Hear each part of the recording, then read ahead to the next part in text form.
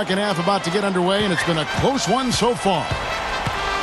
How amazing is it, Kevin, to see Grant Hill really enjoying a second prime in his late 30s. I mean, he's been remarkably durable for a player of his age. He's played 80-plus games 3 years in a row now. World Peace and Powell in the forward slots. Fisher and Kobe man the backcourt. And it's Bynum in at the center.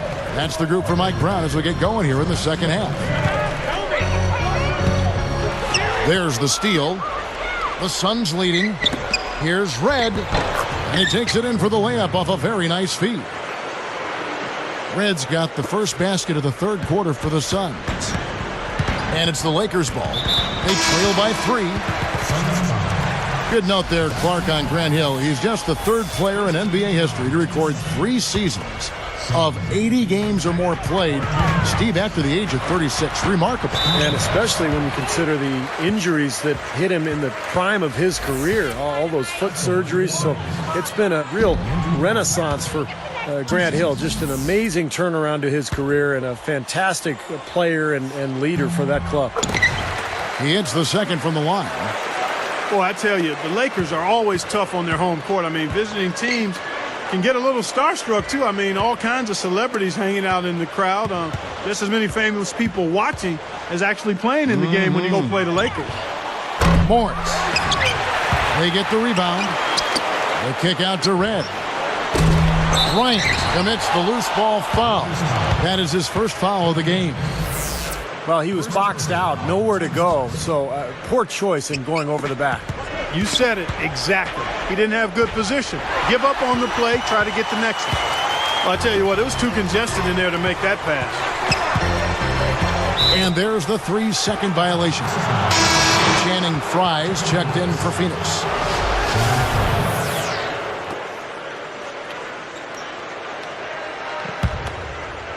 Here's Nash.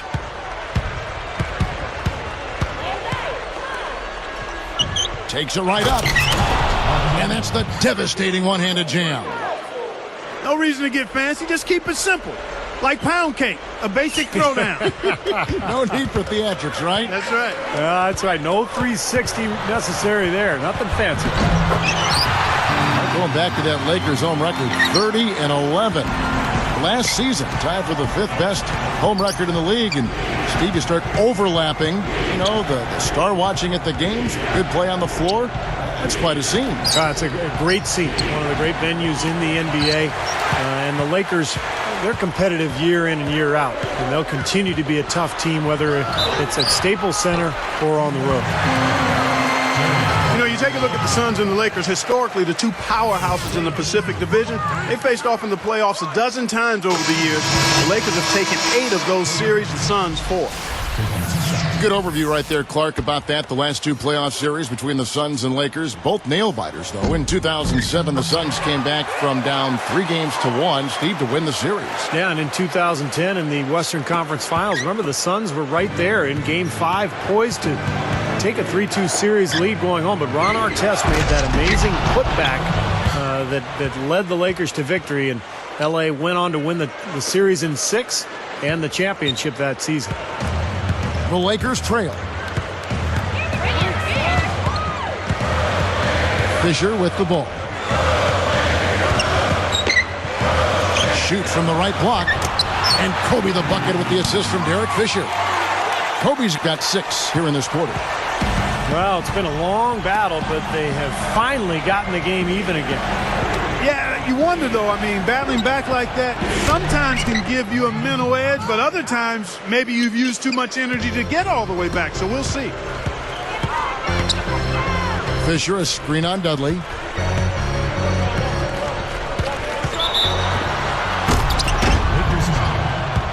Derek Fisher.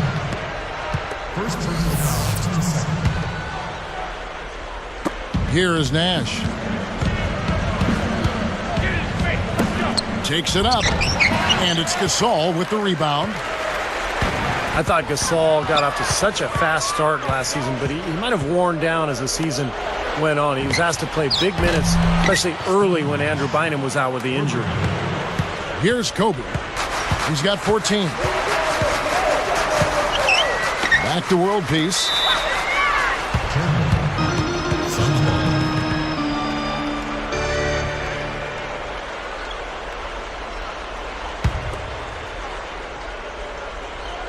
Suns leading by 6. Then, of course, for Paul Gasol in the playoffs, a lot of disappointment with his play, Clark. A game, in fact, or two where he even got booed at the Staples Center. Yeah, you never like to see that, but he clearly did struggle in the playoffs. And he's extremely gifted, but some have tended to try to question his mental toughness or killer instinct. And I quite honestly think it's unfair. He's got a disposition and demeanor that lends itself to that kind of criticism. But anytime you can perform the way he has, that's impressive. And it actually helps him, the fact that he's got a deferring type of personality, to be an ideal number 2 guy for the Lakers, with Kobe Bryant being the obvious lead dog there. So it's a good fit, I think. That's interesting.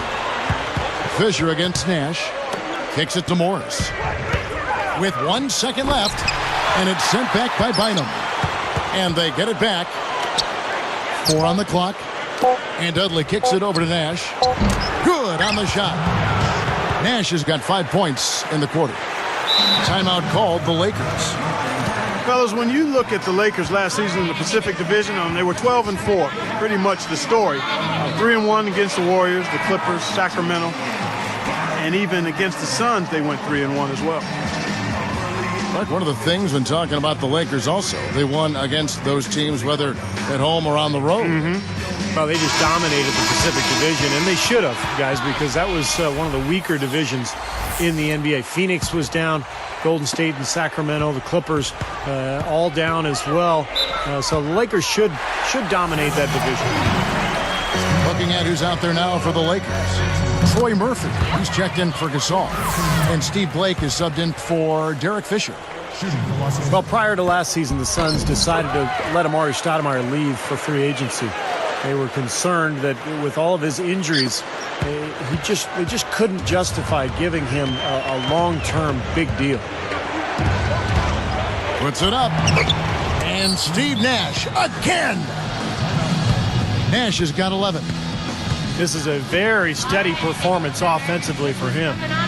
Timeout called the Lakers. Well, Steve, that's what, I'm sure you'd agree, that's what makes this Sun story so interesting. They let Amari go to the Knicks, but then they turned around with a completely different front office and spent almost as much on Channing Frye, Josh Childress, and Clark Hakeem Ward. It seemed at times a little confusing. Yeah, baffling would be another word to use there. I mean, historically, Kevin, those mid-level deals for average players can be just as risky. So some interesting choices by the Suns' top brass, and we'll see how they pan out. You need to give them a little time, but that usually takes a little longer than you want it to. That's good.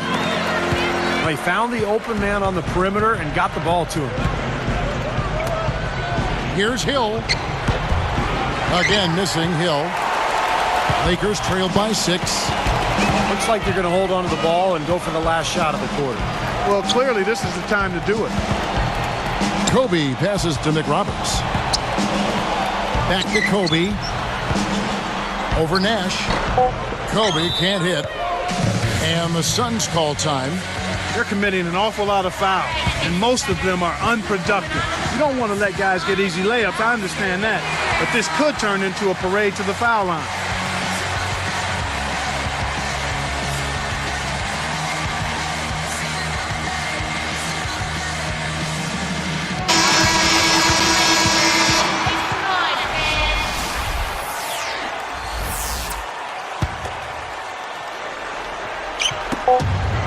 Here's Dudley. No good on that last second attempt there.